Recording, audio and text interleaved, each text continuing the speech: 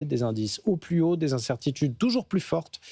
Est-ce que les marchés ne sont pas en train de nous rejouer la complaisance à fond en ce moment et est-ce qu'une bulle spéculative n'est pas finalement en train de se reformer sur la cote, alors la cote américaine, mais finalement infusée à tous les marchés financiers, enfin en tout cas tous les marchés actions. Gustave, je crois que vous avez des chiffres intéressants à nous fournir ce matin. Oui, tout à fait.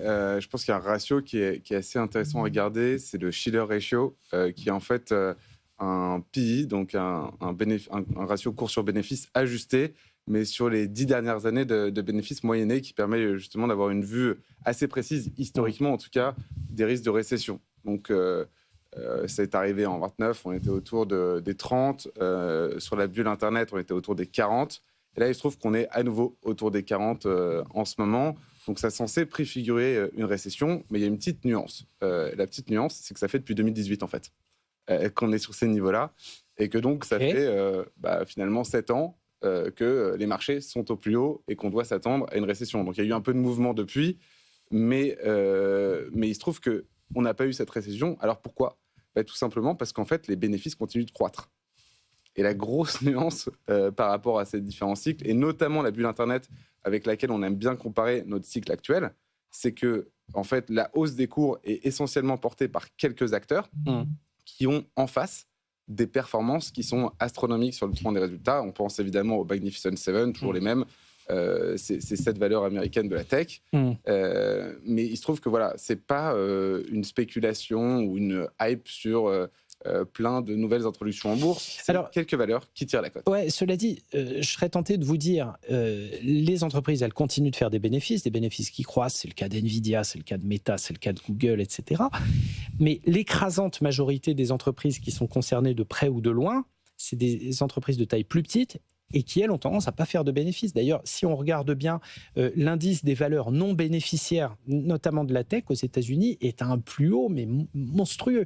Donc, en fait, il y a encore et toujours, au sein de ce problème d'éventuelle bulle spéculative, le fait que les indices sont super concentrés. Exactement, c'est cette concentration, à mon avis, qu'il faut regarder de près. Et là où je me permets un léger désaccord avec vous, Antoine, oui. C'est que si on regarde tout un tas de valeurs tech, y compris large cap, parce qu'en fait, les méga caps écrasent tellement en fait, les indices qu'on ne voit même pas des large caps, et y compris des large caps de la tech. Regardez la valorisation de Match.com, leader du dating mondial. Regardez la valorisation de Pinterest. Regardez la valorisation de Snapchat. Vous prenez la courbe depuis 2022, c'est-à-dire en fait début de la hausse des taux. Vous avez 3 fois la même courbe. 3 fois la même courbe. Ouais. Donc en fait, ces actions-là ne se sont pas relevées, ou très peu, de la hausse des taux. Donc en fait, on a d'un côté effectivement les Magnificent Seven qui ont explosé en soignant leur rentabilité immédiate, avec, je le rappelle, en 2022, plutôt des annonces de licenciement que d'investissement. Et de l'autre, donc des acteurs qui avaient la possibilité d'améliorer leur marge immédiate, et donc leur rentabilité immédiate. Et de l'autre, tout un tas d'acteurs dont les profits futurs, les cash flows futurs étaient très valorisés, qui ne se sont pas relevés. Donc, à mon avis, il y a vraiment deux marchés. Pour moi, ça va être le sujet de 2026, c'est-à-dire la diffusion à plus d'entreprises des gains de productivité issus du digital et de l'intelligence artificielle. D'accord. Ça va être, voilà,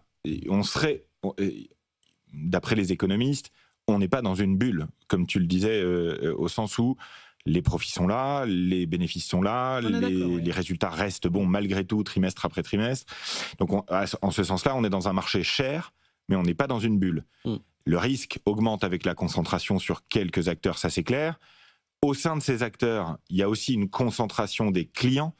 Je regardais Micron, 13%, ça vient de NVIDIA. On sait que NVIDIA a une large part de son chiffre d'affaires qui vient de 3 clients de mémoire.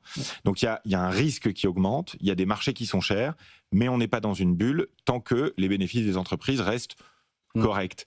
Alors l'enjeu, c'est évidemment à quelle vitesse les gains de productivité vont se diffuser au reste de l'économie. Et là, il y a des pays qui, à mon avis, vont orchestrer ça efficacement. Les États-Unis sont en train actuellement d'essayer de générer une croissance plus répartie, en recréant de l'industrie, en recréant plein de choses. Nous, on n'est pas en train de s'adapter. Il y a des pays qui vont investir là-dedans, comme l'Allemagne, par exemple, qui ont une probabilité plus élevée de bénéficier de ces gains de productivité. Donc, ça risque de recréer des nouvelles disparités l'an prochain. Mais pour l'instant, on n'est pas dans une bulle. Il est évident que si les gains de productivité ne se diffusent pas du tout auprès des autres entreprises que les Magnificent Seven, là, on sera en difficulté et ça pourrait être à ce moment-là une bulle spéculative de concentration. Alors, c'est peut-être cet aspect-là, moi, qui me turlupine un petit peu dans le sens où, et vous en parlez, Nvidia entretient la demande, j'allais dire de manière un petit peu artificielle pour c'est des vrais produits. Milliards en même temps. Hein. Alors, c'est des vrais milliards, d'accord, mais ils investissent dans OpenAI, qui est un de ses principaux clients, ils investissent dans Intel pour partager le coût Et en même temps, ça se retrouve dans le carnet de commandes et dans les. En gros, on a l'impression d'un serpent qui se mord la queue. C'est une vraie question. Alors c'est pas un problème. On a vu énormément d'entreprises investir ou voire même prendre du capital dans leurs principaux fournisseurs de matières premières. Je pense aux pétroliers, je pense à, je sais plus. On a vu ASML et Mistral récemment aussi. Hein. Mistral, on a vu SES Imagotag dans le temps avec un de ses principaux clients qui avait investi au capital. Est-ce qu'au final, on n'a pas quand même un ver dans le fruit ? Dans le sens où la valorisation et la valeur même des activités sont déterminées par les deux seuls acteurs. En fait, j'ai vu des articles ce week-end qui disaient que c'était un cercle vertueux et d'autres articles qui disaient que c'était un cercle vicieux.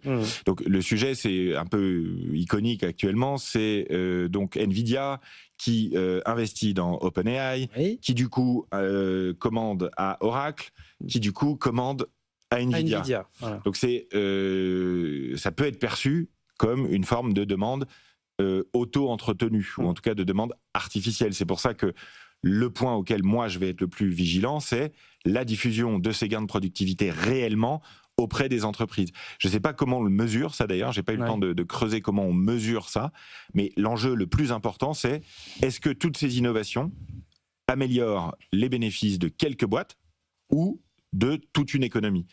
Et ça, c'est à mon avis quelque chose sur lequel on n'a pas à l'heure actuelle de réponse. Gustave ?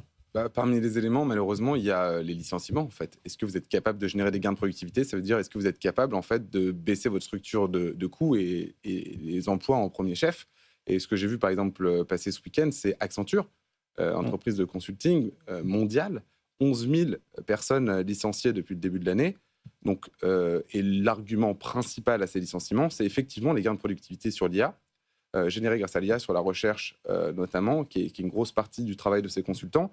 Donc là, on commence à le voir. Alors, est-ce que c'est extrêmement réjouissant comme nouvelle ? Non. Certainement pas d'un point de vue humain et moral, mais en tout cas, ce que vous appelez, c'est-à-dire des preuves de gains de productivité générés, il commence à être là dans d'autres activités. Et pour le coup, Accenture n'a rien à voir avec le petit écosystème dont vous parlez. C'est ça qui a quelque chose d'extrêmement frustrant. C'est parce que, à la base, l'IA, elle était là pour grouper toutes les tâches rébarbatives et pas les tâches à valeur ajoutée. Les tâches à valeur ajoutée, on n'était pas censé licencier des gens à cause de l'IA. On était censé les remettre sur du travail beaucoup plus intéressant et beaucoup plus rémunérateur.